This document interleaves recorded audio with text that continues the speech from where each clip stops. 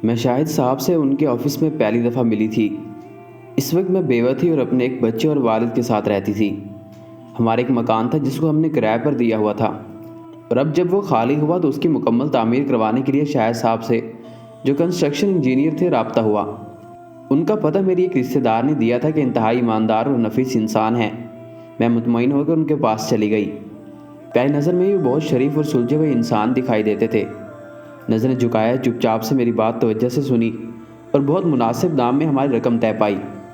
تعمیر کا دوران ہماری واقفیت بڑھی اور مجھے معلوم ہوا کہ شاہد صاحب شادی شدہ ہیں اور ایک بچے کے باپ بھی ہیں، مگر ان کی بیگم وہ تمام برائیاں موجود تھیں جو کہ ہماری آج کل کی بہت سی خواتین میں پائی جاتی ہیں۔ مثال کے طور پر شوہر کی استطاعت سے بڑھ کر ڈیمانڈز کرنا، اپنی سجاوٹ میں اتنا مگن ہونا کہ بچے تک کو صحیح توجہ نہ دینا۔ لیکن شاہد صاحب نے کبھی اپنی بیگم کی برائی نہیں کی۔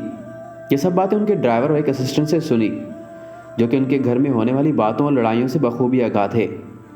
شاہد صاحب میں نہ جانے کیا کشش تھی کہ میں اپنے دل کی ہر بات ان سے شیئر کرنے لگ گئی۔ میرے شوہر کی وفات کو 4 سال ہو چکے تھے، مگر کبھی کسی مرد سے اتنی قربیت محسوس نہیں کی تھی، اور یہی حال شاہد صاحب کا بھی تھا، مگر جو کہ ہمارے معاشرے میں دوسری شادی ایک عیب سمجھا جاتا ہے، اس لیے وہ چپ رہے۔ خیر، مکان کی تعمیر مکمل ہوئی، اور جب وہ آخری ملاقات کے لیے آئے تو میں نے سوچا کہ اس انسان سے خود ہمت نہیں کرنی، تو میں نے خود ہی انہیں اپنے ساتھ نکاح کرنے کا کہہ دیا۔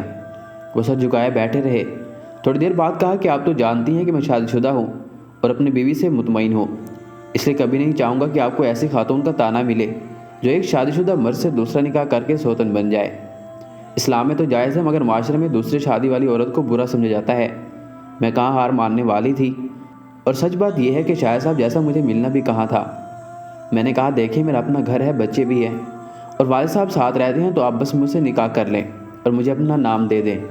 میں آپ پر کوئی روب نہیں رکھوں گی، میں رات بھی رکنے کا نہیں کہوں گی، بس مجھے ہفتے میں 1-2 بار مل جایا کیجیے گا۔ آخرکار شاہد نے مجھ سے نکاح کر لیا، اور نکاح کے چند دن بعد انہوں نے اپنی والدہ اور پہلی بیوی کو میرے بارے میں بتا دیا، تو انہوں نے شاہد کو برا بھلا کہنا شروع کر دیا اور میرے کردار پر انگلیاں اٹھانے لگے۔ اب اس بات کو 1 سال ہونے کو ہے۔ شاہد صاحب میری تعریف کرتے نہیں تھکتے، اور میری بھی پوری کوشش ہوتی کہ اپنے شوہر کو ذرا سی بھی تکلیف نہ ہونے دوں۔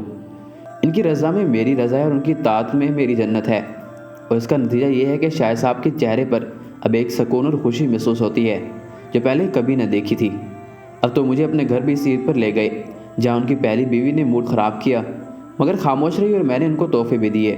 اپنا اخلاق اتنا اچھا رکھا کہ شاہد صاحب کا بیٹا تو میرا دوست بن گیا، اور والدہ نے بھی پوری طرح مجھے قبول کر لیا ہے۔ مجھے اس دنیا میں نفرتیں اور دعوتیں نہیں پالنی، مجھے تو بس اپنے شوہر کی اطاعت کرنی ہے، مگر کچھ لوگوں کی نظر میں غلط ہوں۔ کیا ایک عورت دوسری شادی نہیں کر سکتی؟ آج کل معاشرے میں رواج بن چکا ہے کہ چاہے مرد ہو یا عورت دوسری شادی کرنے کو تیار ہوتے ہیں۔ اسلام میں ایک مرد کو 4 تک بیویاں رکھنے کی اجازت دی گئی ہے، اور یہ اجازت بے نیاز ہے۔ البتہ 1 سے زائد بیویاں رکھ کر ان کے درمیان دعوت و انصاف کرنا ضروری ہوگا۔ کسی ایک کی طرف جھکاؤ زیادہ رکھ کر کسی کے حقوق واجبہ میں کوتاہی کرنا جائز نہ ہوگا، اور اگر کوئی شخص 1 سے زائد بیویاں رکھ کر ان کے درمیان ناانصافی کرے گا تو سخت گنہگار ہوگا، اور قیامت کے دن اس حال میں حاضر ہوگا کہ اس کا ایک دھڑ گرا ہوا ہوگا۔